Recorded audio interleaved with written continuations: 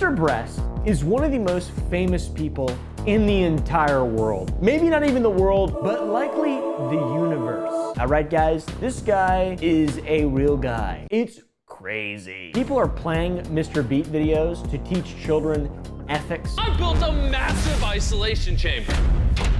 And we're gonna see if these two strangers can survive in this chamber for the next 100 days. When you are that famous and you have that much brand recognition, it's only a matter of time before people just start suing you for fucking nothing. The first major blow to MrBeast, it seems, in this vein has been dealt, especially with his businesses recently, the whole Beast Burger thing. Oh, that's gotten way worse too. Feastables has come under fire and acquired a colossal L in regard to their use of D's nuts for their candy bar, or whatever this is. I'm not a huge fan of chocolate in general. A recent court document out of the Jacksonville, Florida District Court reveals some behind-the-scenes conflict between D's nuts and Feastables' D's nuts. Both very clever uses of D's nut. And also that guy a couple years ago, remember that guy that said, D's nuts?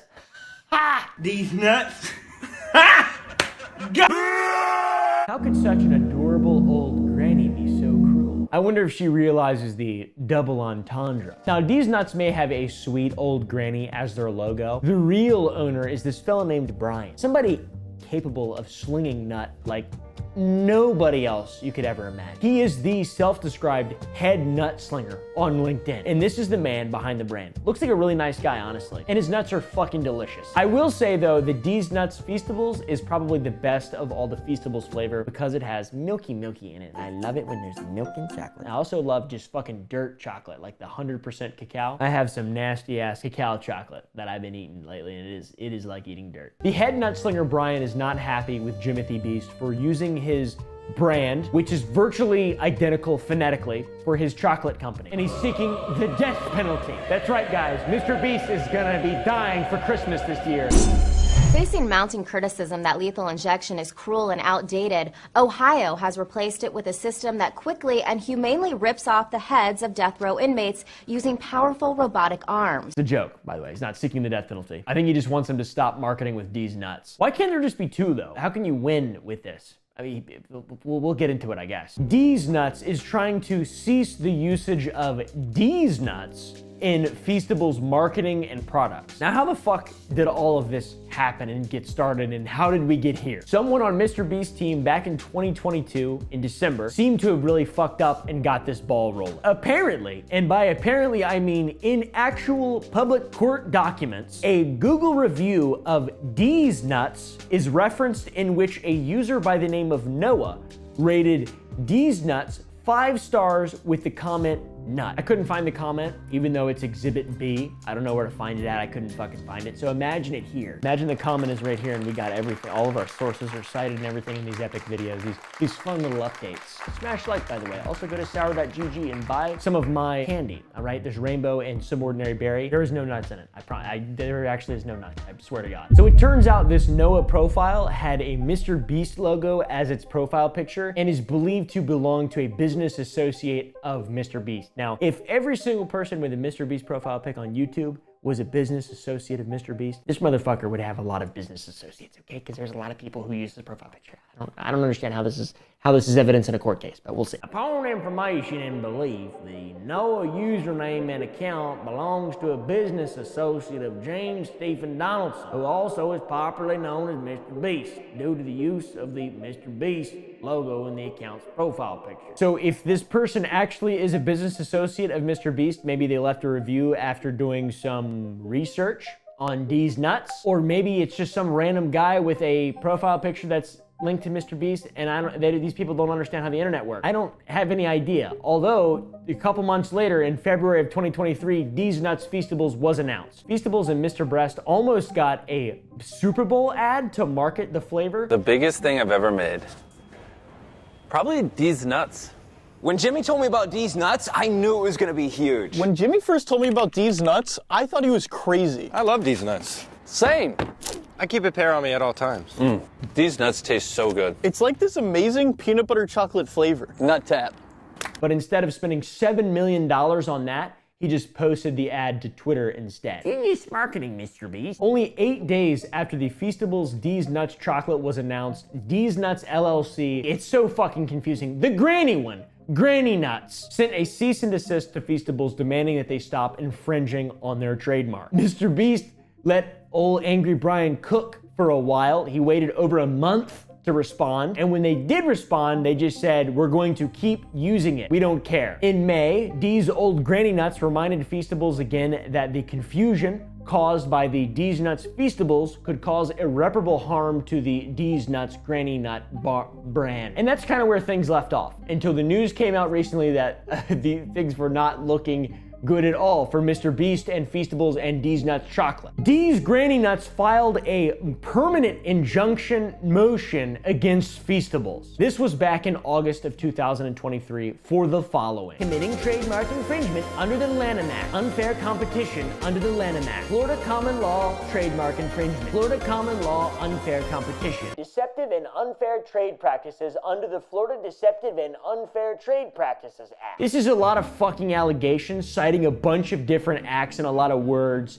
that I don't understand what they mean. So what I'll do is explain it, and we're going to be gaining knowledge together. The Lanham Act relates to the reproduction, counterfeiting, and colorable imitation of a registered mark for commerce without the consent of the registrant. Do not infringe on my rights as a registrant of a mark, or I shall hit ye with a Lanham Act, bitch boy. Sucketh my pecker. Obviously, the Feastables chocolate's not a reproduction or counterfeit, so it's like a colorable imitation, I suppose. I'm not sure. For the unfair competition aspect citing the Lanham Act, it probably has to do with this following definition of unfair competition. Old Lady Nuts thinks that MrBeast is trying to confuse people with D's Nuts and D's Nuts, because that sort of makes sense, right? Like, it's the same kind of thing, but it's not really the same thing. It's like from the internet, approached from a completely different perspective. It's potentially even more confusing because the old Granny Nuts are nuts, and also D's Nuts Feastables are nuts as well. So maybe they thought that D's Nuts were in D's Nuts. I don't really know what the fuck I'm saying anymore. Then there's the Florida common law versions of trademark infringement and unfair competition. The main difference is that common law trademarks are secured by just using an identity when you actually sell a product and enter the world of commerce. You don't have to federally register a trademark to qualify for a common law trademark. It's whoever got to market first, baby girl. Now, you might be wondering, well, who actually has the common law trademark? Is it the D's Nuts guy? The guy that laughs really funny? No, bitch, that was in 2015. Okay, and then D's Old Lady Nuts started in 2011. They have the common law. They're the ones trying to cover their asses just in case the Lanham Act motions are shot down. They're proving the use of a trademark before Feastables. And are these claims legitimate? Well, by God, I think they are. Feastables was launched in January of 2022 and D's Nuts in February of 2023.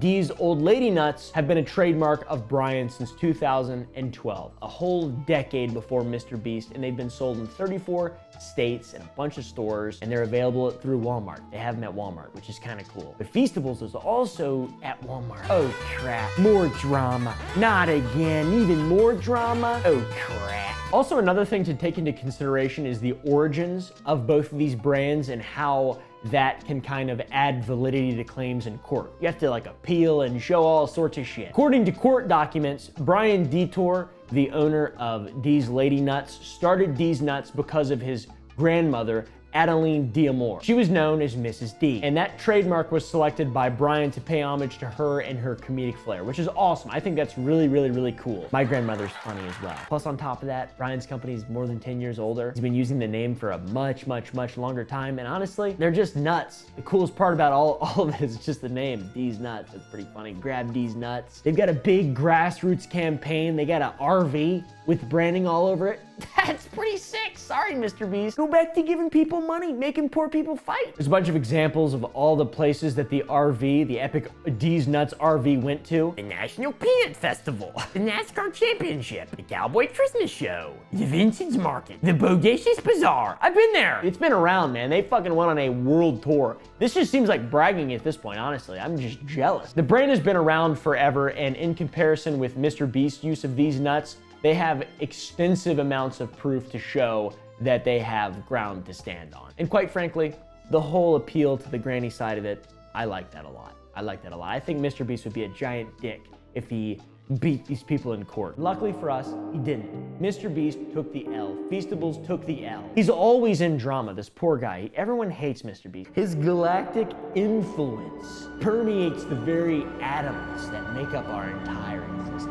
So how did this all shake out? How did this end in court? Was it terrible? Were there corporate lawyers, huge battles, etc., a rock'em sock'em robot style courtroom brawl a la Taiwan? You see what they fucking do in Taiwan, dude? They beat the shit out of each other. Maybe not in court. Maybe that's the parliament. No, Feastables caved, which is awesome. They let the permanent injunction go through. As such, Feastables and its affiliates must permanently stop the usage of these nuts in the following: manufacturing, purchasing, importing, exporting, advertising, marketing, distributing, selling, and commercially exploiting in general. Rest in peace, these nuts. What are they gonna change the name to? Harry Balsakian?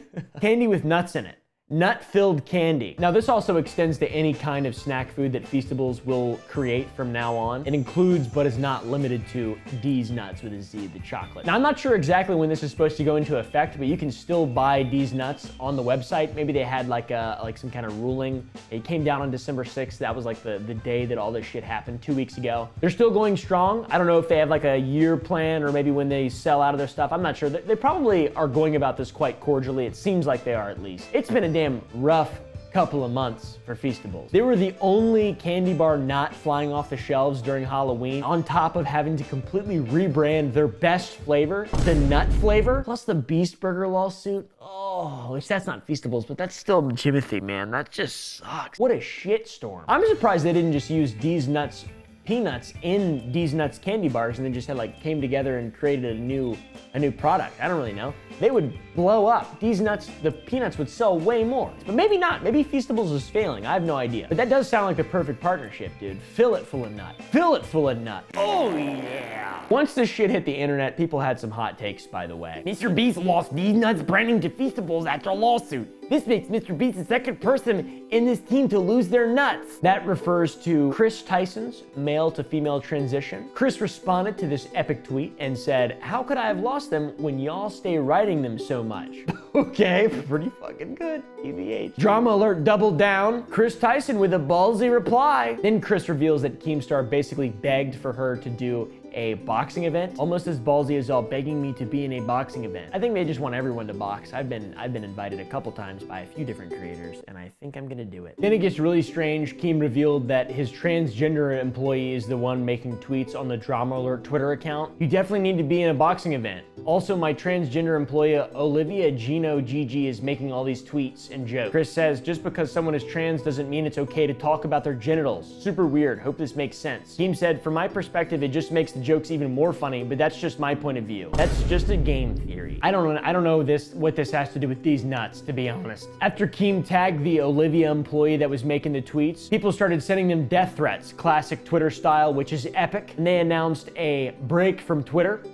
Also epic, feel better. Twitter sucks and is not real life. It's fucking insane to me how far away from the original conversation it got. It went from talking about MrBeast needing to rebrand his chocolate to telling a transgender woman to kill themselves. Which is weird because it was in defense of another transgender woman and people are just using transphobia to defend a trans person, which is very confusing. I don't know how it works, guys. Twitter shit aside, this whole situation is wild because it's something that I fear, having my own brand, Sour Boys. There are other sour candy brands out there. There's even Sour Dudes. I don't know who the fuck made Sour Dudes or why or what exactly is going on, but I hope that we can all coexist. I think I like a world where MrBeast D's Nuts and D's Nuts Nuts exist together. I don't like seeing anyone take an L, but at the same time, I do. But not really. It's interesting. I just like it when things happen, I guess. Oh, one example that relates to me, Off-Brand LLC owns my Sour Boys brand, and Ludwig, the content creator, created a brand called Off-Brand, and his obviously is going to supersede mine because mine wasn't at market yet. They are not the same thing, but it's two creators with the same kind of brand. You guys can tell that I started wearing Sour Boys hats instead of Off-Brand hats. You probably have seen me, and that's one of the reasons why I didn't really want to get sued. Not that Ludwig would sue me, obviously I don't think he would, but just for less confusion. There's enough good content and good items and good things to make out there for everyone to kind of have their own little space. And if not, let's sue each other, I think. That's the takeaway. Let's sue each other. It's sad that D's Nuts came to a tragic end with such a promising future. The branding was impeccable. It was the best of all the Feastables chocolate bars. Is D's Granny Nuts a villain? Are they awesome? Have they made enemies of the Beast Army? Will this go poorly for them? I think that it will. I think there will be some bullying. One thing's for sure, if you're in possession of some delicious D's Nuts Feastables chocolate, hold on to it tight. It is an endangered species, soon to be extinct in the wild, guys. Soon, they will have as much value as a PSA 10 collector's Pokemon card. The only owner will be Logan Paul. And maybe we can invest in his chocolate bar that he owns and each own 1%